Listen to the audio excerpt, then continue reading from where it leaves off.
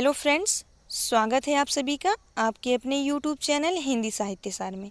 तो फ्रेंड्स, आज हम सभी लोग एक नए टॉपिक को पढ़ेंगे। आज हम सब हिंदी व्याकरण से संबंधित वर्णमाला नामक चैप्टर को, ये पहला ही चैप्टर है, इससे संबंधित कुछ महत्वपूर्ण प्रश्नों को सॉल्व करेंगे और इसी की सहायता से थोड़ा सा वर्णमाला को भी देखने का हम लोग प्रयास करेंगे। और साहित्य की क्लासें जैसे चलती हैं वैसे हमेशा चलेंगी और इसके साथ हम लोग व्याकरण भी पढ़ेंगे, क्योंकि किसी भी एग्ज़ाम में व्याकरण जो है उसकी महत्वपूर्ण भूमिका होती है, इसलिए उसको पढ़ना ज़रूरी है। तो देर न करते हुए चलिए फटाफट से आगे बढ़ते हैं। तो पहला क्वेश्चन मैंने बहुत ईजी सा लिया है, क्योंकि हम वर्णमाला पढ़ रहे हैं तो वर्णमाला के बारे में जानना ज़रूरी है। तो वर्णमाला किसे कहते हैं, हम लोग का पहला क्वेश्चन है कि वर्णमाला कहते किसे हैं। वर्णों के समूह को, शब्द समूह को, वर्णों के व्यवस्थित समूह को, अपने पदों के योग को। अपने नहीं रहेगा, वहाँ वर्ण रहेगा, वर्णों पदों के योग को। तो वर्णमाला कहते किसे हैं, तो ये हम लोग का ऑप्शन नंबर ग सही हो जाएगा, ये वाला सही हो जाएगा कि वर्णों के व्यवस्थित समूह को वर्णमाला कहते हैं। अब वर्ण तो जैसे क है, च है, प है, फ है और ट है, ऐसे कहीं से उठा के, वर्ण तो सभी हैं, कहीं से उठा के हम उसको वर्णमाला नहीं कह सकते हैं। तो वर्णों के जो व्यवस्थित समूह है कि क के बाद ख आता है, ख के बाद ग, ये जो व्यवस्थित समूह है इसका, इसी को हम वर्णमाला कहते हैं। तो उम्मीद करते हैं हम लोग को समझ में आया होगा। चलिए आगे बढ़ते हैं। अगला क्वेश्चन हम लोग का है कि भाषा की सबसे छोटी इकाई है। भाषा की सबसे छोटी इकाई कौन सी है? ऑप्शन देखेंगे हम लोग, वर्ण, पद, शब्द, व्यंजन। तो भाषा की हमेशा सबसे छोटी इकाई जो है वो वर्ण है। चलिए आगे बढ़ते हैं कि अर्धस्वर किसे कहते हैं।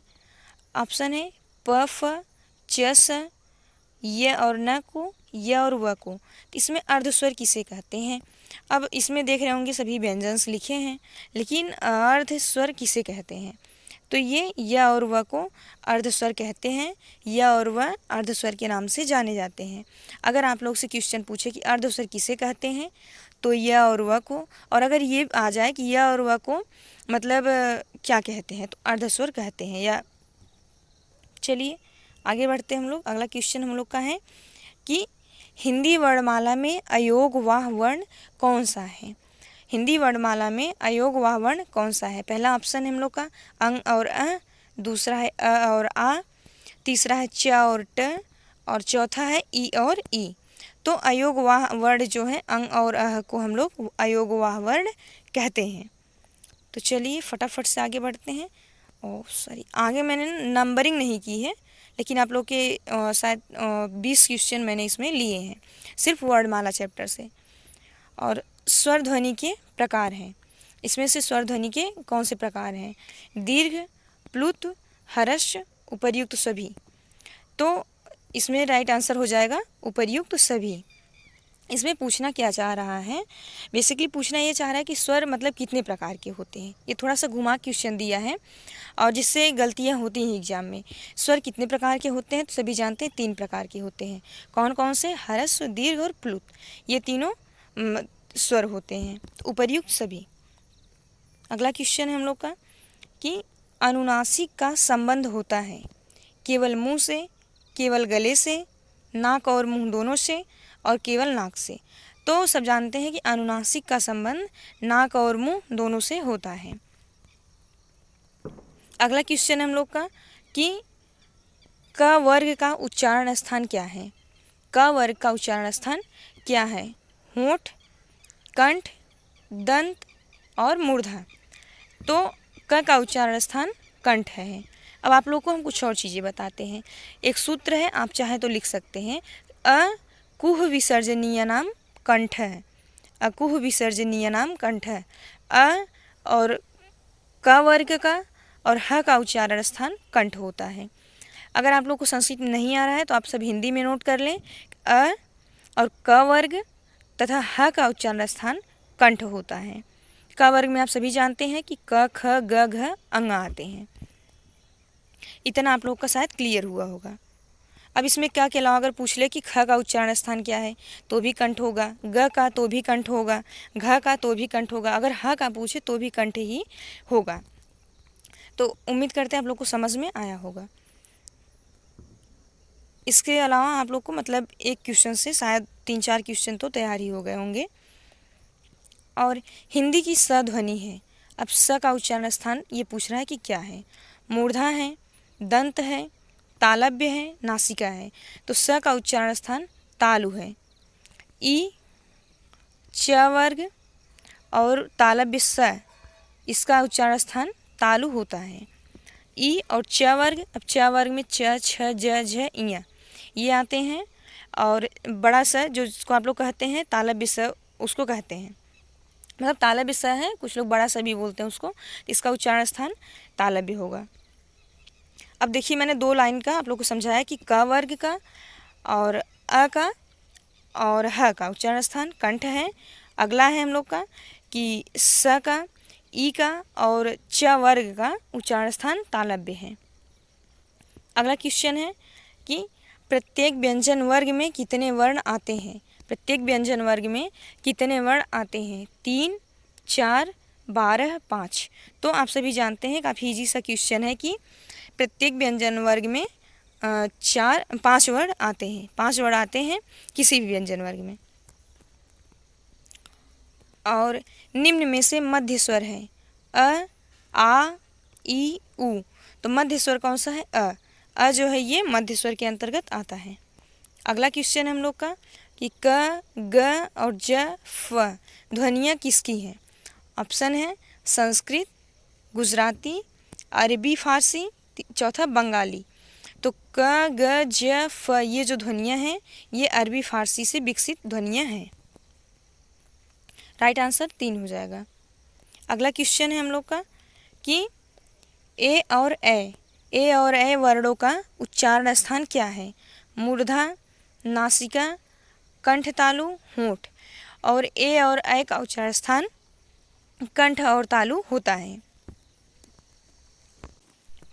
आगे बढ़ेंगे हम लोग, अगला क्वेश्चन देखेंगे। अगला क्वेश्चन है कि निम्न में स्वर नहीं है। इसमें कौन सा स्वर नहीं है। बहुत सरल क्वेश्चन है। अ, ए, उ और झ। तो आप सभी लोग जानते हैं झ जो है ये व्यंजन है, स्वर नहीं है। अगला क्वेश्चन है कि स का उच्चारण स्थान है। स का उच्चारण स्थान है मुख, मूर्धा, दंत और तालु। तो स का उच्चारण स्थान राइट आंसर हो जाएगा दंत। सॉरी, स का उच्चारण स्थान दंत है। इसमें री जो होता है, री और त वर्ग और दंत मतलब स जो ये दंत स है, ये तीनों का उच्चारण स्थान, इसको दंत स भी बोलते हैं। कुछ लोग छोटा सा भी बोलते होंगे, लेकिन इसको दंत स बोलते हैं। तो इसका उच्चारण स्थान दंत है।